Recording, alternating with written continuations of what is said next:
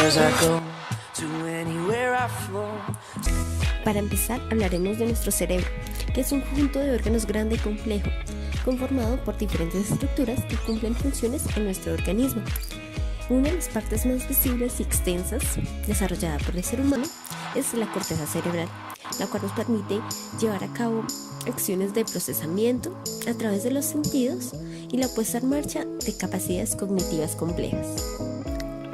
A continuación, como tema central, hablaremos de las áreas de Brodmann, que es un estudio realizado de la corteza cerebral, expuesto por Kurt Wilhelm Brodmann, un neurólogo alemán que dedicó su vida al estudio de la anatomía y la psiquiatría, y que en 1901 presentó el famoso mapa de la corteza cerebral que llevaría su nombre.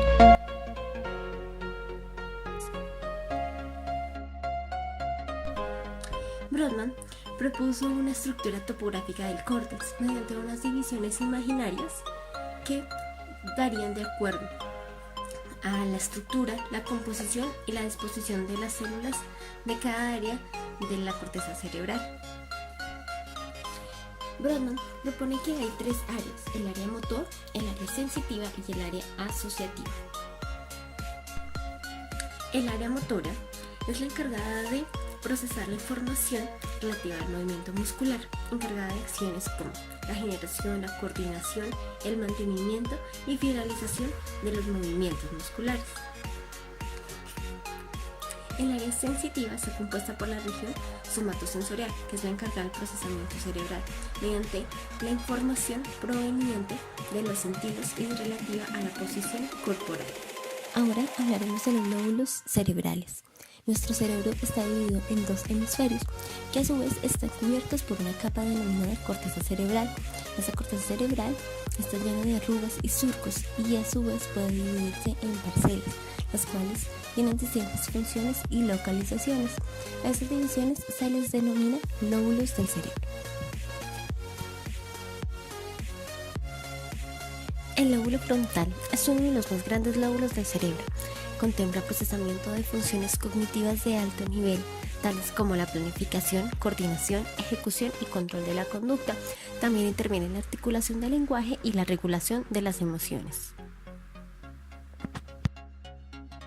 El área frontal contempla las siguientes áreas prefrontales de la 9 a la 12, donde se contemplan las siguientes funciones: la autoconciencia, memoria, empatía, atención, funciones ejecutorias y comportamiento sexual y social. Contempla también el área 46 y 47, donde aparece la memoria de trabajo y las implicaciones en el lenguaje. Además, proyecta conexiones con regiones sensoriales, con el lóbulo parietal, temporal y occipital.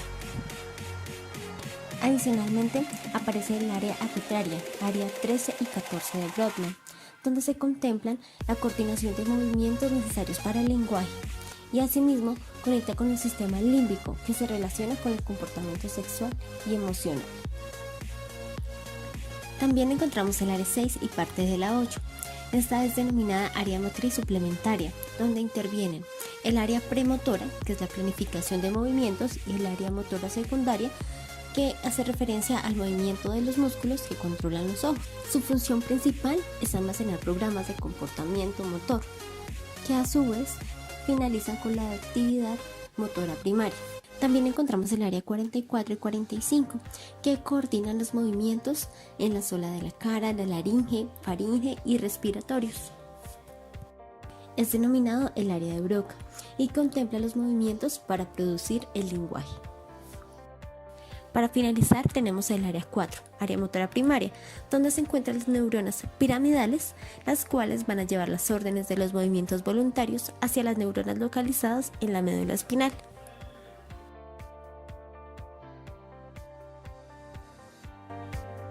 Seguimos con el lóbulo parietal, el cual está encargado de procesar información sensorial que llega de todas las partes del cuerpo, asimilando el tacto, la sensación de la temperatura, el dolor, la presión y la capacidad de relacionar información con el reconocimiento de los números.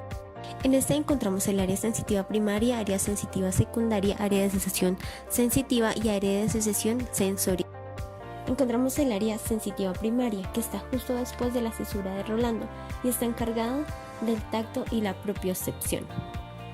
En él encontramos el área 1, 2 y 3 de Brodmann. También está el área sensitiva secundaria, que está encargada de integrar la sensibilidad táctil, posicional y dolorosa del cuerpo. Adicionalmente encontramos el área asociativa sensitiva, que está encargada del procesamiento de la información somestésica.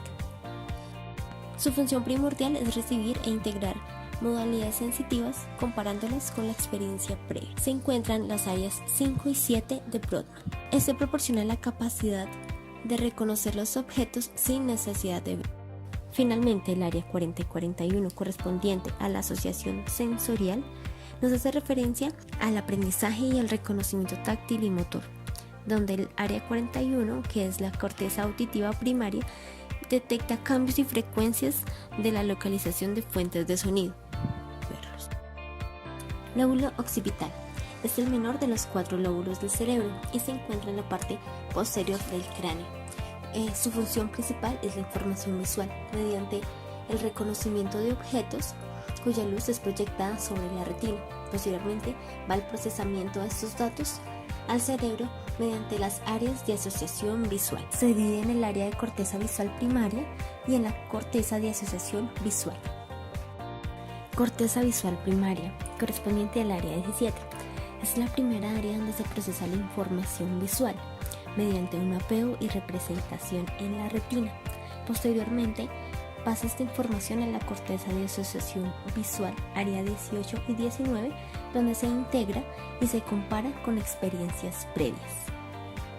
Lóbulo temporal. Se encuentra a los laterales del cerebro y tiene como función la memoria, el reconocimiento de patrones de los datos provenientes de los sentidos, el reconocimiento de los rostros, también el recuerdo de la palabra. Además, están ligados con la posible aparición de emociones y probablemente pueda mediar entre estas y los procesos cognitivos que se realizan con el resto de los lóbulos del cerebro. El lóbulo temporal se divide en áreas auditivas, que a su vez se subdividen en área auditiva primaria y área de asociación auditiva. La primera nos habla de procesos de aprendizaje, reconocimiento táctil y motor y el procesamiento de la información auditiva. El segundo nos habla del área 22, donde corresponde a la comprensión del lenguaje, transformación y vinculación de información auditiva, y esta le da un significado. El neocórtex posterior y basal nos habla de las áreas 20, donde interviene la vía visual, donde se da significado al color y forma de la información. Y también tenemos el área 21, corresponde a la comprensión del lenguaje, el área 37, que corresponde al procesamiento de información multimodal, reconocimiento de caras o signos. Neocórtex anterolateral hace referencia a procesos de memoria y de comportamiento, y el rinencéfalo es una estructura que tiene relación con el olfato, pero ha evolucionado y actualmente se definen procesos de instintivos, viscerales, comportamentales y emocionales del ser humano, así mismo como la memoria, es decir, formando el inicio del circuito límbico.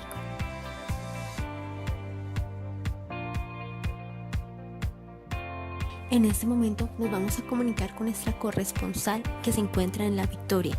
Ella es Nora y nos tiene una información muy importante de última hora sobre el tema que estamos tratando. Adelante, Nora. Buenas noches, queridos televidentes. El día de hoy les estaré informando sobre algunos signos y síntomas que nos describen patologías asociadas en las diferentes áreas del cerebro. En este momento me reportan posibles patologías en algunas áreas del lóbulo frontal, o también llamado director ejecutivo del cerebro.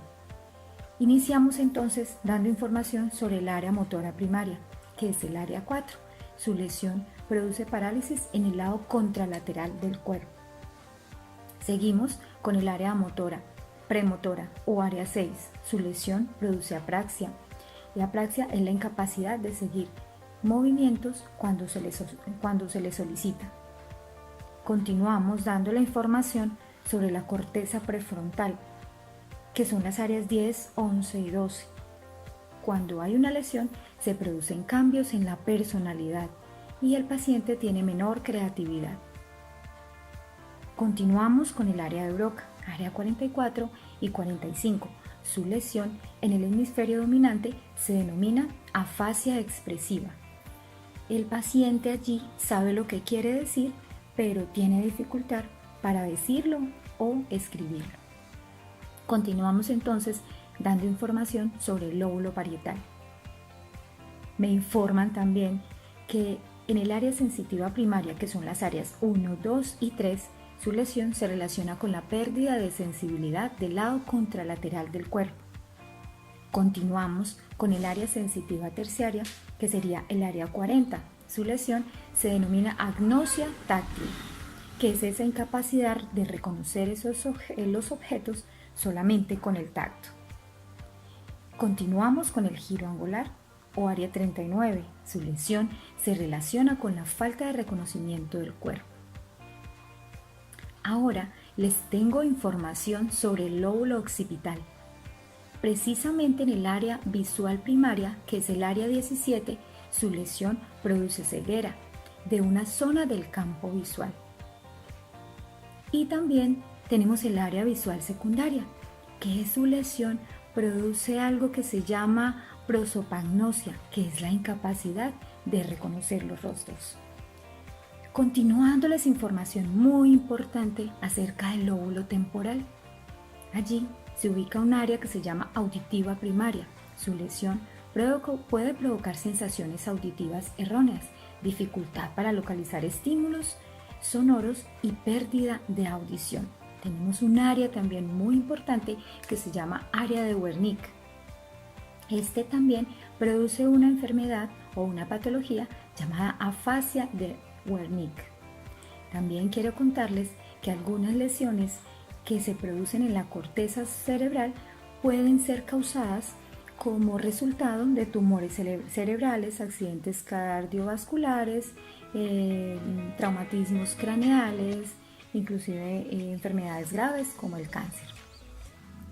Para su noticiero Cerebro Hoy les habló Nora Verón desde el municipio de La Victoria Valle. Muchas gracias.